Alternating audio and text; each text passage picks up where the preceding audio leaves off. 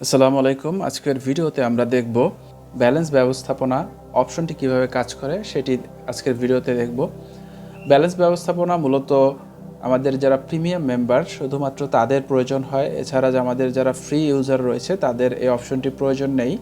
তো আমাদের premium member যারা অ্যাপে ব্যালেন্স অ্যাড করতে চান তাদেরকে দেখিয়ে দিচ্ছি কীভাবে ব্যালেন্স অ্যাড করবেন এবং আপনার অ্যাডকৃত ব্যালেন্স কিভাবে ইউজ হচ্ছে সেটা দেখিয়ে দিচ্ছি।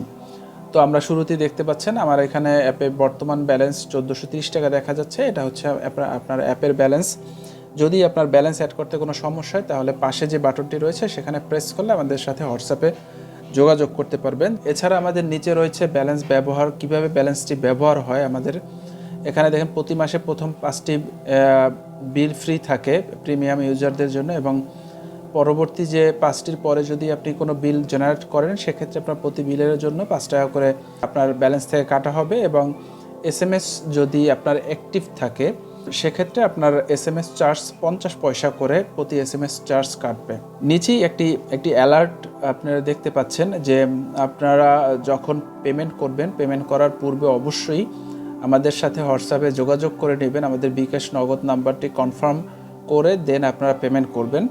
সেটাই এখানে স্ক্রলিং হচ্ছে টেক্সটটা। এবং যদি আপনি পেমেন্ট করতে চান সেক্ষেত্রে বিকাশ নগদ ব্যাংক যেভাবেই পেমেন্ট করতে চান, আমরা যদি বিকাশে পেমেন্ট করি সেক্ষেত্রে পাশে নাম্বারটি দেখতে পাচ্ছেন, এখানে কপি এবং ডায়ালার এবং হোয়াটসঅ্যাপ 3টে অপশন রয়েছে। আপনি নাম্বারটি কপি করতে চাইলে প্রথম অপশনটিতে প্রেস করবেন।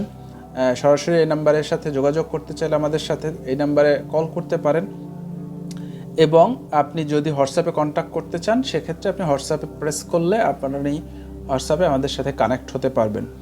তো পেমেন্ট করার পূর্বে অবশ্যই নাম্বারটা চেক করে নেবেন।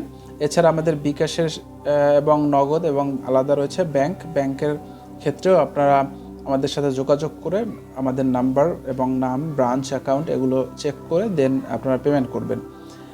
যদি আপনারা সব কিছু কনফার্ম করে নেন, কনফার্ম করার পরবর্তীতে আপনারা ব্যালেন্স অ্যাড রিকোয়েস্ট এই বাটনটিতে প্রেস করবেন। প্রেস করলে একটি ফর্ম ওপেন হয়েছে। এখানে আপনার নাম এবং ফোন নাম্বার অটোমেটিক্যালি অ্যাড হয়ে যাবে, এবং আপনি শুধুমাত্র পেমেন্ট নির্বাচন করবেন যে আপনি কোন ওয়েতে পেমেন্ট করতে চান। সেক্ষেত্রে আপনার পেমেন্টের পরিমাণ, আমরা যদি বিকাশ অ্যাড করে দেই, বিকাশ অ্যাড করার পরে আপনার পেমেন্টের পরিমাণ লিখে দিবেন এবং বিকাশ নাম্বার এবং বিকাশের যে ট্রানজ্যাকশন আইডি সেই আইডিটাই আপনি এখানে লিখে আপনাকে সেভ করবেন।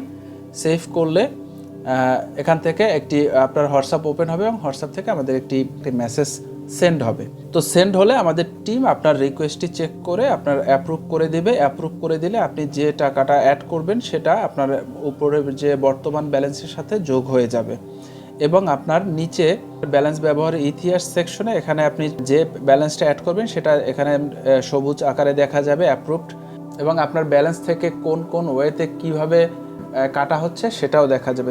আপনার প্রতিটি অ্যামাউন্টেরই হিসাব থাকবে যে আপনার অ্যামাউন্টটি কোথায় ইউজ হচ্ছে।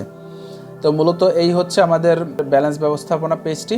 আপনি এখান থেকে মাস, বছর চেঞ্জ করে আপনার ব্যালেন্স ব্যবহারের ইতিহাস আপনি দেখতে পারবেন যে আপনি কখন কত টাকা কোথায় ইউজ করেছেন, কোন মাসে কত টাকা খরচ হয়েছে, এটা আপনি চাইলে দেখতে পাবেন। তো আশা করি আমাদের ব্যালেন্স ব্যবস্থাপনা অপশনটি বুঝতে পেরেছেন। যদি কোনো বুঝতে সমস্যা হয়ে থাকে অবশ্যই আমাদের সাথে যোগাযোগ করবেন। ভিডিওটি দেখার জন্য ধন্যবাদ জানিয়ে পরবর্তী ভিডিওর দেখার আমন্ত্রণ জানিয়ে আজকে এ পর্যন্ত। আল্লাহ হাফেজ।